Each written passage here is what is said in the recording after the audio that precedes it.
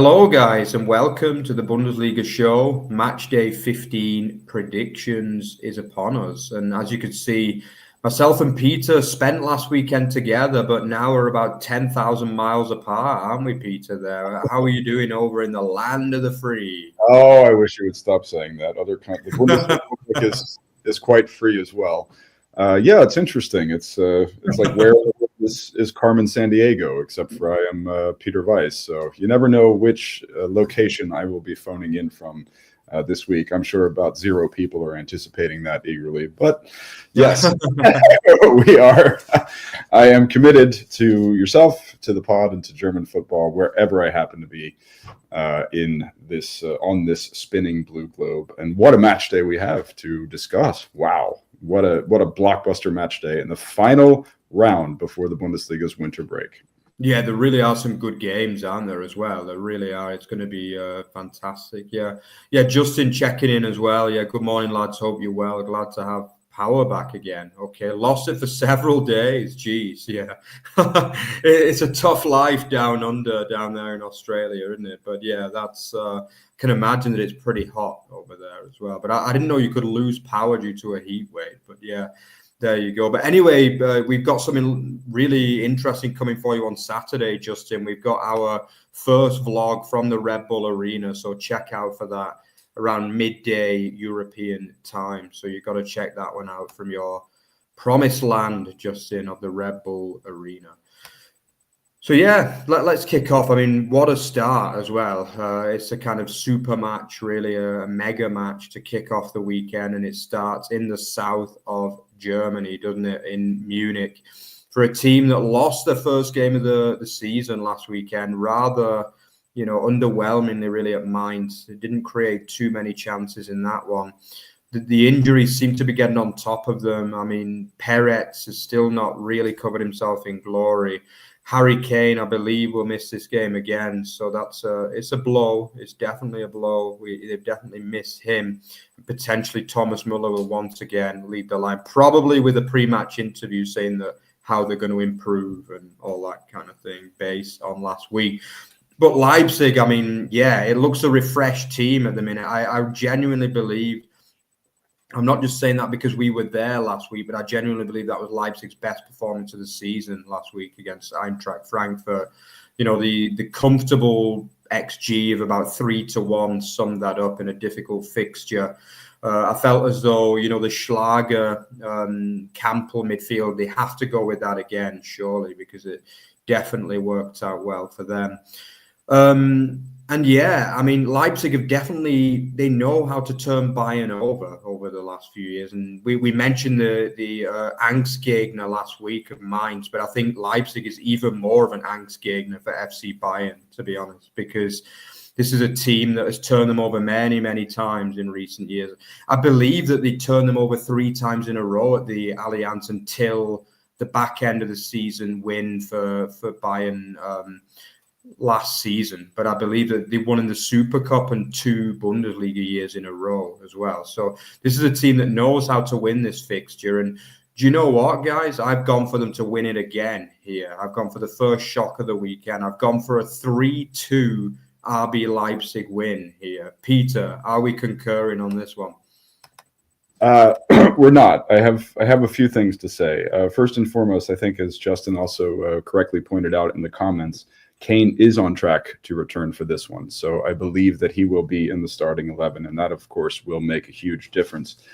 Some stats for you. You are absolutely correct in that Leipzig have turned Bayern over at the Allianz recently. However, this is the last match of the calendar year, and according to some statistics published by Kicker today, Bayern have not lost the final game of the calendar year in 40 years. Wow. So lost to Borussia Mönchengladbach way back when. Since then, it's been 25 wins and 14 draws. Bayern at home on Christmas is a tough opponent.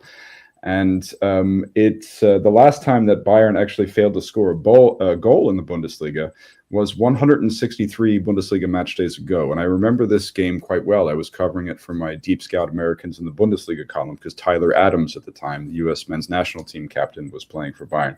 It was a hell of a match. It ended in a 0-0 draw. And let's hope that that's not the case this time. I think that the greatest hope for Leipzig, you mentioned Daniel Peretz. I wanted to mention some stats for him. He has conceded 4 goals, facing 6 shots on target since he has been deployed. And Peter Gulaschi, on the other hand, I don't know, you were giving him some flack a couple weeks back. He's actually leading the league in save percentage, 76.7%. So I think we have an epic clash of the Titans on our hands. And I am very, very hopeful for RB, given what you and I saw live in the stadium on Sunday, of course. But I think that it's home, it's Christmas, it's the Allianz. I'm going to go for the inverse of your score, and I'm going to go for a 3-2 Bayern victory. Wow, yeah, it's definitely going to be a really good game, this one. Definitely looking forward to this one on the Friday evening. Curtain raiser for match day 15. So yeah, moving on, we've got the game in Stuttgart as well, an improving Stuttgart, I think you can say. I mean, they're still not maybe hitting the heights of last season, but they're definitely getting better, aren't they? Nick Woltemade is a player that continues to impress with another goal and 2 assists last week. I even saw pictures comparing him to a lookalike for Rudi Völler as well in midweek, which was quite interesting with that nice little mustache he's got going on at the moment. But I mean, if you can replicate the German legend's form, then he's going to have some career, isn't he? But I mean, he's a player I thought he was a good signing in the summer when they got him from Werder. But I mean, he's definitely exceeded expectations in terms of his performances, and respect to him on that. I mean, Pauli on the other side are struggling, basically. I felt as though they were very easily beaten last week against Werder. Again, a tough opponent, but, they've not scored in 6 of the 7 home games, which is it's abnormal at any level, basically. But they have had a bit more luck on the road, at least in terms of scoring, but not many, really, let's be honest. I mean, they've only got 11 points from the 14 games, which is well below, the 1 point per game average, which normally guarantees roughly safety. They're not on track to stay up as things stand, unless the bottom 3 still carry on being so poor. And this is another game that they're going to struggle in truth. I feel as though Stuttgart are not ripping teams apart like they did at times last season, but I can't see beyond them in this game. And I think it's going to be a 2-0 home win. Peter? I did not catch that Rudi Völler connection. It was a nice picture online. I thought it was superb, that one. That gives us an opportunity to rehash one of our favorite jokes, that Rudi Völler is referred to as Tante Käthe, because every German has an Aunt Kate, just like every Englishman has an Uncle Dave. Yeah. That's it. Yeah, it's some look Woltemade's got going on there, though, isn't it? Yeah, the big Nikowski, as they call him on another Stuttgart pod. Yes, Woltemade, obviously, we can't wait for the Woltemade show to continue. He was fabulous last week, and he also broke the Stuttgart penalty curse by scoring from the spot. We have more bad injury news for St. Pauli. It looks like the Swedish central defensive linchpin, whose name is spelled Smith but pronounced Schmeidt, will be unable to give it a go. Karasor, the VfB skipper, is sick for this one, but Yannick Keidel is going to fill in, and he looked incredible actually off the bench in the recent Champions League fixture. I don't know. It's a tough one. It's a tough one. Did you know that Alexander Blessen is actually from Stuttgart? He was born in. Is he? Okay. Yeah, and he made, I think, 9 appearances for the senior team. So a bit of a homecoming for him, but unfortunately, you cannot see St. Pauli taking flight. Here we'll sync up exactly, and we'll go ahead with a 2-0 victory for Stuttgart. Yeah, definitely. Probably one of the easier, maybe the only easy game to predict this weekend, really, I would imagine, which probably means that Pauli are going to get an away win, doesn't it? But yeah, moving on to one of the harder ones to predict, Peter, a game that I'm really looking forward to be honest, Frankfurt Mainz. I'll let you lead on this one. Yeah, the Rhein-Main derby. Well, I spent some time today trying to figure out what's going on with Frankfurt. What's really wrong with Frankfurt? What's going on with the SKA over this 4-match winless run? And obviously, I think they've been totally careless in their own penalty area. I looked it up. They've conceded 10 goals against a cumulative total of 6.7 xG in this miserable 4-game run. And when you think about Frankfurt's tactics, they're a little bit too predictable. I mean, Topmüller rotates a lot of different personnel into the 11, but it revolves around a lot of deep balls for the Ballkünstler, the dribbling artists, Ekitike and Marmouche. So other teams have obviously gotten wise to this, and what they've been doing is it's very, very simple tactical solution. I mean, you simply pack the midfield, you break up play by keeping it compact. Usually you deploy wingbacks. That works. The problem is that Frankfurt have tried to compensate for this by upping their crosses. They're sending in twice as many crosses every game as they did previously. This obviously hasn't been working. Otherwise, we wouldn't be talking about these results. So, what can we expect against Mainz, who have just shocked Bayern? After all, I think, and I'm probably going to regret this, I'm going to go with Frankfurt on this one. I'm going to believe that despite the fact that Mainz are in excellent form, despite the fact that Armindo Sieb filled in wonderfully for Jonathan Burkhardt, and they get Da Costa back. Again, I can't believe Da Costa has found so much success as a central defender. But I think that Topmüller finds the answers here. He can throw his best 11 forward. He doesn't have to worry about rotating. They've had some additional time during this training week to get things right on a tactical basis. And I'll go for 2-1 Frankfurt victory. Interesting. Yeah, I think this should be a good game. Yeah, I mean, I was happy to see Nathaniel Brown back in the team last week for Frankfurt. I thought he did a really good job. And I think he's massive for the team this year. And he's been a great player. But Frankfurt have issues defensively. That's the issue. I mean, they're conceding way too many goals for a top team. I feel as though Robin Koch has just not impressed me this season at all. Like, he's just prone to errors, and he's the kind of guy that when a striker's running one-on-one at him, he just never tends to win those kind of duels. And like, I think a lot of strikers, they know that if they can isolate him further up the pitch, they can take him out of the game. Basically, he's not good on those one-on-ones, and he's making too many errors. I mean, Trapp came back into form last week after a poor month or so, and he really had a good game at Leipzig. But I feel as though it's too easy to create chances against this Frankfurt side. That's the problem. I think going forward, they're still doing okay. I mean, Ekitike he does have an issue with maybe overplaying a little bit, and we saw that live, didn't we, last week, Peter? And maybe it might even, be time to drop him for a game, possibly. And, I don't know. But Marmouche still looked good, I felt, last week. He was still excellent. But for Mainz, I mean, obviously they are missing Johnny Burkhardt, but I feel as though Sieb was excellent off the bench last week. And could be his time to shine as a number 9 as well. Pardon the rhyme there.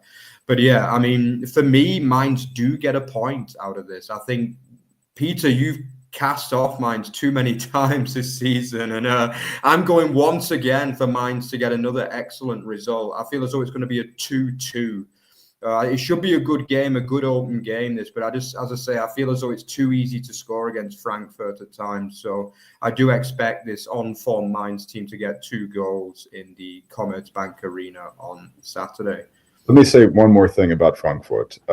When the play that we witnessed from your 2 former Nuremberg players last week on that goal, Uzun and Brown, that as you said yourself, Weltklasse, absolute Weltklasse. Yeah. So they do have, I think, some creative solutions to take care of this, but. I'm from Kaiserslautern, so it's my job to write off Mainz. That's true. Yeah, the Pfälzer rivals obviously are Peter's Kaiserslautern. But yeah, it was great to see my 2 boys combine for that goal. It brought a tear to my eye, reminded me of the glory days of last season at Nuremberg, when I think they did the same against Kaiserslautern as well when we were there, Peter. They also combined in that particular game. But Anyway, let's move on. So a game that probably won't attract quite as much kind of interest as some of the previous games, but it is TSG Hoffenheim against Borussia Mönchengladbach. Now, this is, the talking point here is, can Gladbach finally end that 2.5-year plus run without back-to-back wins? I mean, they might not get a better chance, to be honest, against the Hoffenheim team who, despite a good draw last week against Dortmund, are still not exactly tearing up any trees, are they? I mean, Peter, you're absolutely not impressed with Ilzer at all, are you? Your Austrian counterpart. But I feel as though, he's not really had the best start. Last week was a good point, and he got the tactics right, I think, last week. I feel as though they really managed to kind of dilute the attacking threat of Dortmund, and Dortmund registered an uncharacteristically low 0.5 XG at home. So, I mean, they definitely did some things right in that game, and had they lost that match, it would have been unfortunate. But obviously the Brun Larsen strike got them a deserved point in the end in that game. But this is a different kind of test, and I do feel as though Gladbach have the upper hand in this rivalry. I think last year, Gladbach won their 4-1, I believe. So they definitely have good memories of the pre-zero arena. I mean, they also have a lot of on-form players. I mean, last week, the attacking trio really kind of caught fire, didn't they? Player was back on form. Hack, great to see him get a goal as well. Honorar was good. Kleindienst, as ever, was good. So I just feel as though the attack of Gladbach will have too much for the TSG in this game. I have backed Gladbach probably a few too many times this season, but I'm going to back them again here to get a 2-0 away win. Peter, what are you going for? Yeah, I concur. One problem is that I've been predicting the Hoffenheim carnage for 2 weeks now, and it has not materialized. So I want to predict it again, but you're talking about 2 times that I've said that Ilzer's crew are going to get murdered, and they've eked out a 1-1 draw in both cases against Freiburg and then also against Dortmund. I still think it's coming. I don't know if it's necessarily coming this week. I thank you for bringing up the Gladbach streak. We've brought it up numerous times on this pod. It's exceptionally important to note that it's been 2.5 years without back-to-back wins. Gladbach are, of course, very much in the ascendancy. And if you think about it, they have 21 points. How is that not good enough for 11th, better than 11th place in the table? It's kind of like the Champions League this year, where you look at the table and you're like, this means, I don't know what this means. 24th place, and then maybe if they do I don't know, you just sort of throw it out. I would throw out that Hoffenheim performance last week. It was a bad game by both teams in just terrible weather. I mean, that was actually the best advert for either Germany or German football that Sunday afternoon at Signal Iduna Park. I think Gladbach have it in them. I will give Hoffenheim a goal, possibly Brun Larsen off the bench again. So I'll say 2-1, but the Foles take it. Yeah, wow. It's going to be a historic moment if they finally end that win. They're probably going to win a run of like 6 straight wins, won't they? If they finally end that famous run, or infamous run, I should say. But anyway, Peter, I'm going to let you lead in the game in the north of Germany, Werder, probably what is going to be a very dark Bremen on that particular afternoon. So Bremen, Union. Well, I wanted to pick the Union 1-1 draw with Bochum last week, but I don't think I did it. This is... How bad are Union? How bad are their prospects here? Well, first and foremost, they don't have Vogt. So Querfeld, who the young Austrian, he's actually done well. He's going to have to step in again and plug that back three. I think he's probably met his match in the form of the Bremen attack, the way that it's structured currently, with Dux in fine form and Stage really stepping forward to become a playmaker, very much unlike we've seen in years past. The stats that I thought most salient for this one, Union have scored 7 of their 13 goals from set pieces. That's 54% of the tallies that they've registered this year. And Bremen have conceded only 2 of their 24 goals from set pieces. So we have a team that's relying on dead ball situations, has serious problems in open play, Tim Skarka doesn't appear to be the lead striker. Neither does my American friend Jordan. And we can probably forget about Jorbe Vertessen. Unfortunately, we got the bad news that Wu Young-jong, and we saw this a little bit in the Stuttgart match a couple weeks back. He's been having some psychological problems. He's suffering from vertigo.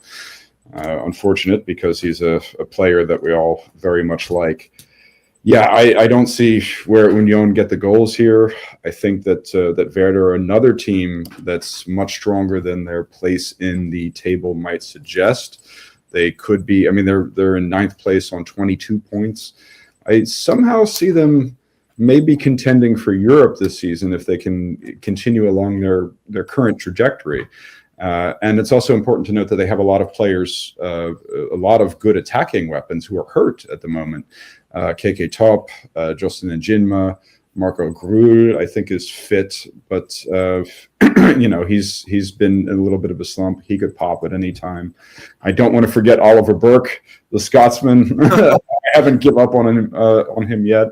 So I think that there's going to be a very profound statement, 3-0 win for Werder here, and they're headed into the Christmas break, perhaps in European places. Yeah, I mean, this definitely looks a game where the hosts are definitely hot favourites, to be honest. As you say, Union are really not in a good moment at the minute. I think they played well at Stuttgart in the last away game, but that was probably like a kind of one-off because they were pretty dire last week against Bochum. I mean, how they didn't win that game against rock bottom team who played, 75 minutes with 10 men. I mean, that was like a defeat really in many ways. And then obviously the kind of disappointment of the lighter being thrown at Druez. I mean, the club just isn't in a good place at the minute. And I don't think they'll go down this season because I think the bottom four are quite poor, to be honest. So they have enough on the board to avoid relegation. But I mean, I think I mentioned to you, Peter, this weekend that I think in the next year or two, they're going to be in real big trouble because they just don't score goals. And this is the second season in a row where they've just not been able to get a thing going forward. And they've tried a lot of options and they just don't seem to be able to get the right men into the club. I mean, they paid quite a bit of money for I said Vergessen, but it should be Vertessen. But I mean, he's definitely not a player who is pulling up any trees at all. Probably only Hollerbach has done anything. As for Werder, they look in a really good moment, and I've been impressed with them for long periods this season. And they don't really concede goals this year as well, at least in the last few weeks. They've had 2 straight clean sheets. They've got Arminia Bielefeld in the cup as well, which is a very winnable tie to potentially make a semi-final in that as well. So Ole Werner has really kind of built a strong team, and I agree, it's very hard to look beyond them. I don't think they'll score 3, but I think they'll get a 2-0, a very comfortable 2-0 home win. So moving on to another interesting game here, really, between Kiel and Augsburg. I mean, the first point we've got to make is this is one hell of a trek for the Augsburg fans to make here. I mean, if some of the fans in England think Newcastle to Plymouth is a long journey, I mean, this is probably almost double that, to be honest. I mean, I would say it's probably not far off 1,000 kilometers, this trip. We're really looking at that kind of level. We're looking at almost in Austria against almost in Denmark derby, basically, here. But anyway, I mean, Kiel are looking bad, to be honest with you. They really are looking bad. Our boy Harris has completely lost his form. He was hooked last week at half-time. The midfield trio, which seemed to be working a little bit when they had, Knudsen, Gigovic, and Becker, was it? And now they brought back Holtby, and it's just fallen apart. And he was also hooked very, very quickly last week as well. I mean, this is an absolute must-win for them, by the way. I mean, if they don't win this, they might as well be down at Christmas as far as I'm concerned.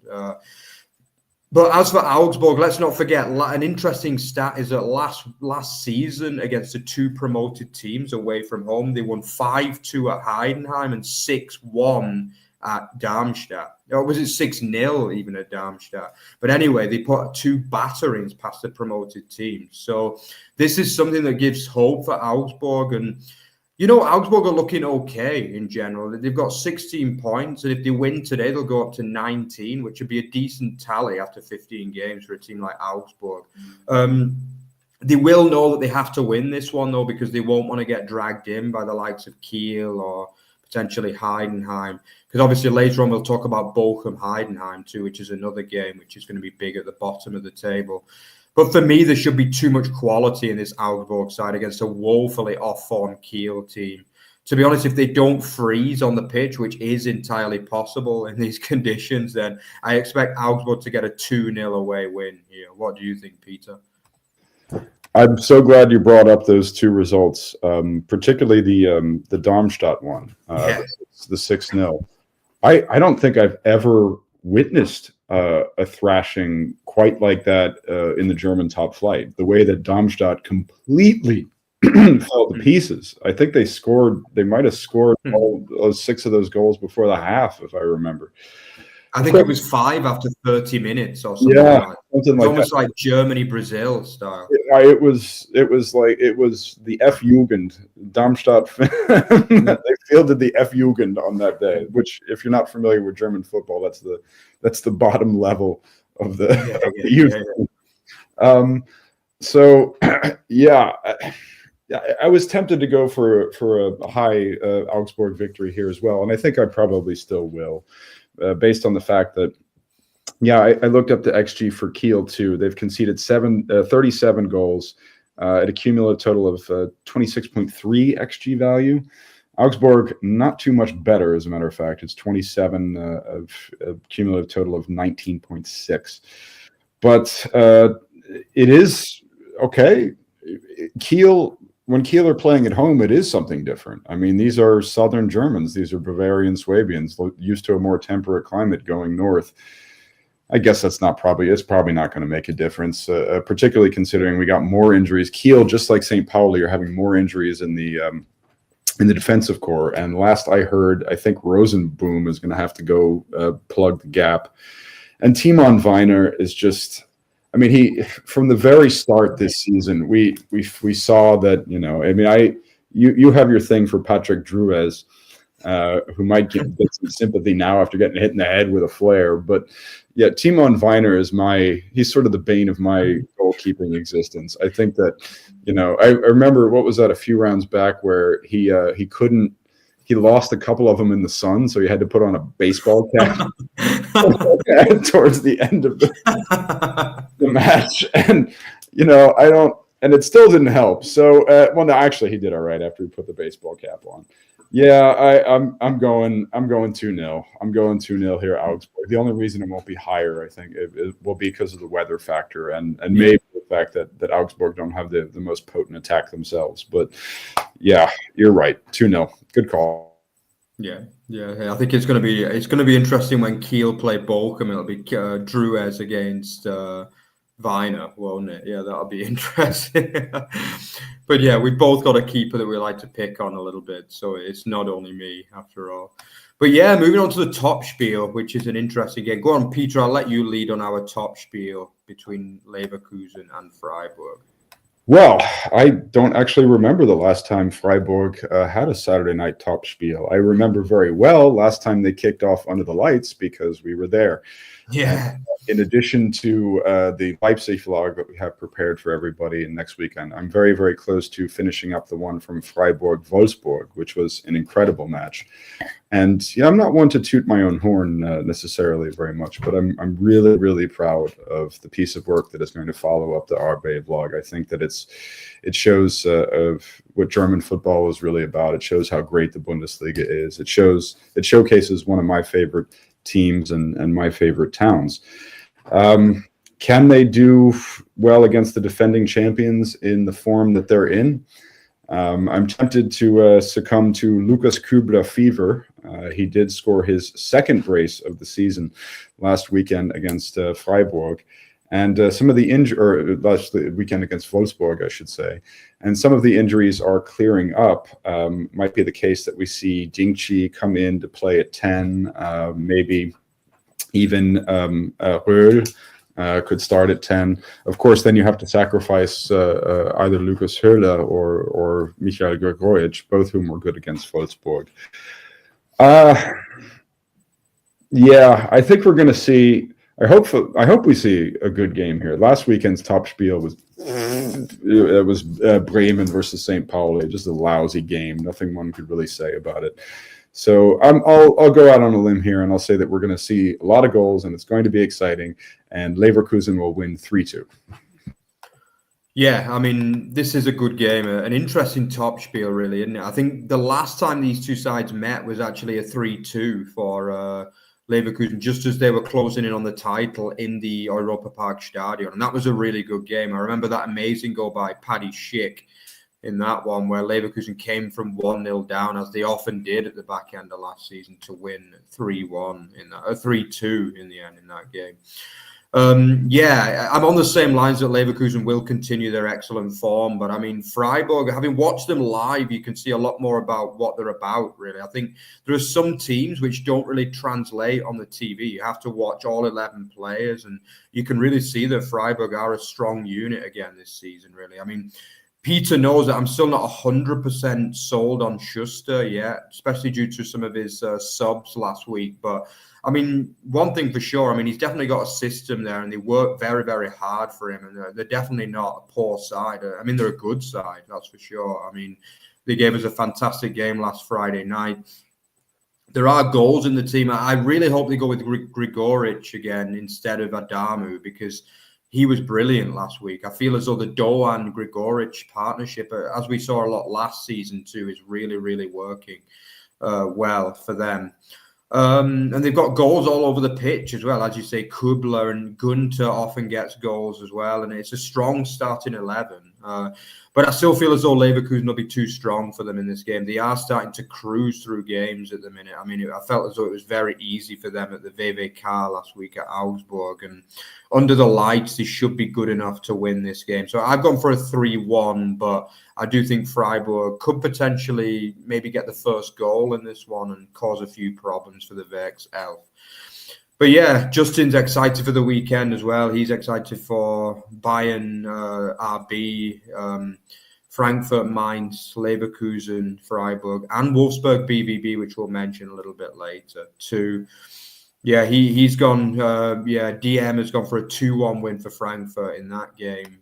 Justin got for a 3-2 win. So Peter, you've got quite a few people who agree with you. Erin as well over in the States saying can't wait for the show. I hope you're enjoying it, Erin. So yeah, talking of good games, this is one that probably won't be on many people's lists as a good game. And it is one of the televised matches for Sunday as well. So I'm not too sure whether DAZN viewers are going to be too happy about the €35 a month membership for this game, to be honest. But, you know, I always say in the Bundesliga, any game can deliver. You know, sometimes it can be two of the worst teams in the league and it can end up 3-2. So we're definitely hoping for that in this game. Oh, what can you say about this one? I mean, it's two teams that are on utterly dreadful form. Bochum have only managed 3 draws out of 14 games this season. They've not won a game. Heidenheim won the first 2, but since then have only picked up 4 points from the subsequent 12 matches, which is just woeful. I think people don't realize how poor Heidenheim's form's been, but yeah, it has been that bad. I mean, they've only had 1 win and a draw from the last 12. And the other 10 have all been losses. So this is 2 woefully off-form sides. And, I mean, specifically for Bochum, if they don't win this game, they're not going to win all season, to be honest, as far as I'm concerned. I mean, if they can't beat this Heidenheim team, I mean, they're also playing tonight as well. Let's not forget that. I mean, they are running on nothing, the poor Heidenheim team. I'm not sure of the score. If anyone can update us on that, that would be nice. But they are playing St. Gallen at home in a match which I think if they win, they could even finish in the top 8 in the Conference League table. I think they're more or less guaranteed a playoff spot, but maybe they won't want a playoff spot given how many games that means that they have to play. I mean, it's just crazy, isn't it? As a result, I think with the whole Druez incident, that might even fire them up. I'm not sure who they're going to go with in net, whether Druez is fit to start again. I mean, I've not heard about that. I mean, but I think that might potentially fire the club up a bit and give them a little bit of fire. So I have gone for the VfL to get a win in this game, incredibly. I don't think it's going to be pretty by any means, but I've gone for a 1-0 home win. Peter, on the same lines? Well, Mark, I am going to contradict you a little bit here and maybe put on my Carney hat and be at my huckster best, sell this match. I am interested in this match, and I will be tuning in to watch this match. Why? Well, first and foremost, as you noted, Heidenheim are in action this evening against Enrico Maasen's FC Scotland. Really? Yes. Enrico Maasen, I was keeping an eye on the match a little bit while we're doing this pod. Heidenheim have just taken the lead. Norman Teuerkauf has scored the 1-0 at the half-hour mark, and he has been assisted by none other than the right honourable gentleman, Mr. Sir Lord Conte. I think, I think I had a dream because it's ironic. Sir Lord, he would be not in the House of Commons, but in the other chamber. But the Lord, yes, the Lord. I had a dream the other night that like John Burkow called out Sir Lord Conte in the House of Commons. Sir Lord Conte. I miss John Burkow. The right honourable gentleman over there. Yeah, we speak. So, people, this is the battle of the speed demons. Who will break the speed record? Sir Lord Conte took the speed record. It was taken back by Bochum's Gerrit Holtmann, the German Filipino tycoon. And then, just a couple of weeks ago, Sir Lord took it back. So the fact that Sir Lord is in the starting 11 for Heidenheim this evening, I think means that he's going to come off the bench. He'll have some extra gas in the tank. I believe that Holtmann will also start, mostly because Hecking doesn't have too many other options. And I look forward to seeing if one of these players is going to break the speed record. I think that that's worth watching for, if nothing else. Beyond that, there are some other reasons to keep an eye on this match. Bochum are now winless in 16, dating back to last season. We'll see if they can go for that Tasmania Berlin record. They got a ways to go. Tasmania, of course, lost all of their matches in their lone Bundesliga season. We do have two very excellent and experienced head coaches in this match that are coaching two very, very bad teams at the moment. Both encounters last year ended in low-scoring draws. There was a 0-0 and there was a 1-1. And guess what? I believe that's what's going to happen again here. But I believe it's going to be a 2-2, and I believe it's going to be a surprise, exciting match. And I wish my my Bully News colleague, Oltan Corcoran, lots of fun covering this Sunday match. He'll be in the Bully News newsroom on Sunday afternoon. And Oltan, keep an eye out for those speed stats, because if one of these guys smashes the record, Bully News will be the first to let you know, I'm sure. Yeah, definitely. Yeah, I'm glad the way you sold it well there, Peter. Yeah, I think that was a good effort to sell a game, which probably won't have too many viewers, but you never know. So go on, Peter. I'm going to let you do the honours of leading us out for the final match of 2024 then. Oh, God. Now I have to take off my Carney hat and put on my Dortmund apologist suit, because there has been no greater apologist for Borussia Dortmund in the 5 years that I've been covering this league than myself. Once again, horrible match last week. Just awful. Even Sahin lost his patience at the team's total inability to string together useful passes. It was vintage Dortmund, and that everything was overly complex. The German word is, verschnorkelt. And when it wasn't to verschnorkelt, meaning sort of like squiggly and zigzaggy, and when that wasn't the case, it was just downright sloppy and choppy. And Wolfsburg are in good form. As we have already spoken about, we were at the Freiburg-Wolfsburg match, and we had Wolfsburg left for dead when Freiburg went out to a 3-0 lead. However, incredible two very, very strong goals by substitutes Jonas Wind and Matthias Svanberg, the two Scandinavian teammates off of the bench, the Dane and the Swede, enabled Wolfsburg to come back. Now we have a problem. The problem is, namely, that both Wind and Svanberg are knocking on the door of the Wolfsburg 11, and Hasenhüttl, how is he going to accommodate this? After all, his 4-1-4-1 with Amora spearheading the attack as the lone number 9, and Ben Stardai operating as the 8, just ahead of Maximilian Arnold, has been playing pretty well. But does he give the substitutes his chance now? I believe that he does, and I believe that history repeats itself with a little bit of Wolfsburg over tweaking, and I believe that Dortmund, and this is by far my stupidest prediction of the weekend. I want everybody to take note of this because I'm probably going to be so dead wrong about this that everybody can hammer me online. Please do. After Giovanni Reina scored last weekend, I believe that GR7 is going to have another fantastic match, and the young American phenom is going to carry Borussia Dortmund, along with other players whom I believe still have a lot of talent, Marcel Sabitzer, Jamie Gittens, Serhu Guirassy, and I think that we see a 3-1 Borussia Dortmund victory away. Interesting, yeah. I think obviously, Nuris Sahin is back under pressure, really, as far as I'm concerned.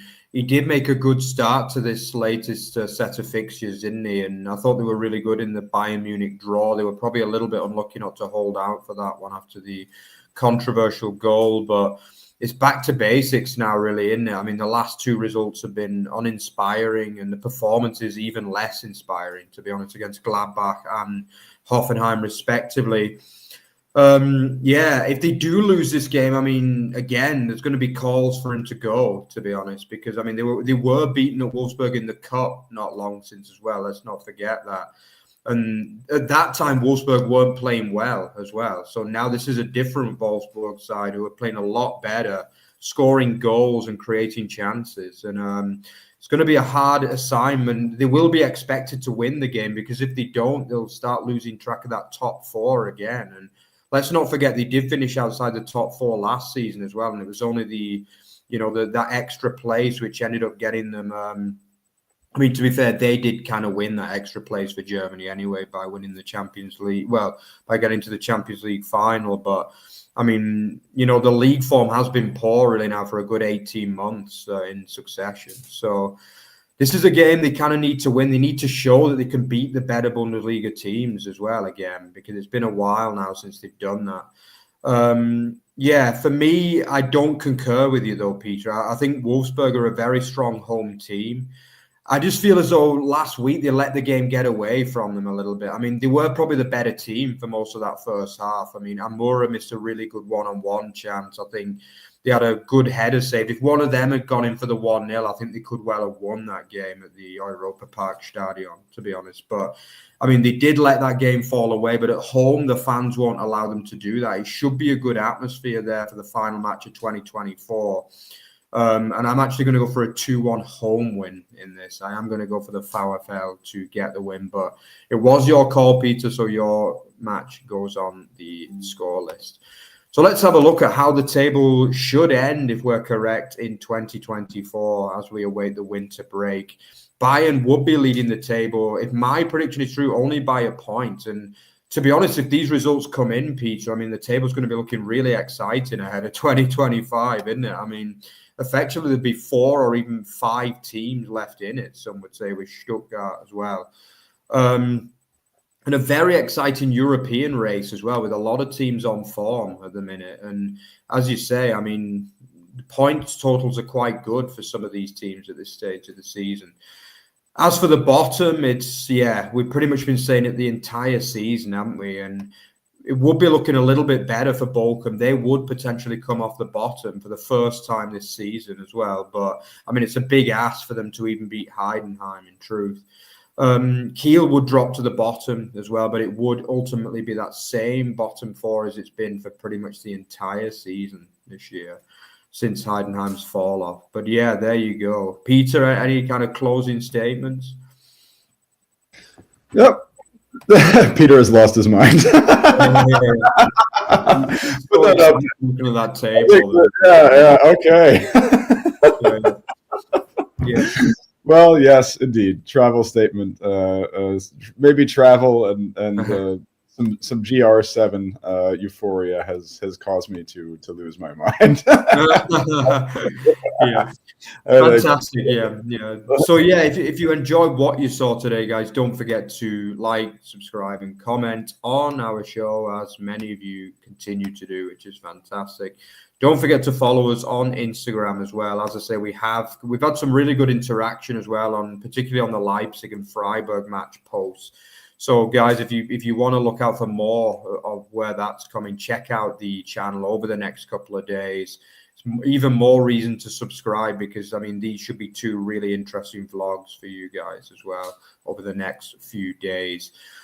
So we'll be back on Monday for what will be pretty much a Christmas special by that point, won't it? It'll be the 23rd, probably the latest show towards Christmas we've ever done on Over the Bar. But yeah, I mean, needs must, I guess, with that one. But yeah, we'll see you. Enjoy the last match day of the year, and we'll see you on Monday for the review. See you then, guys.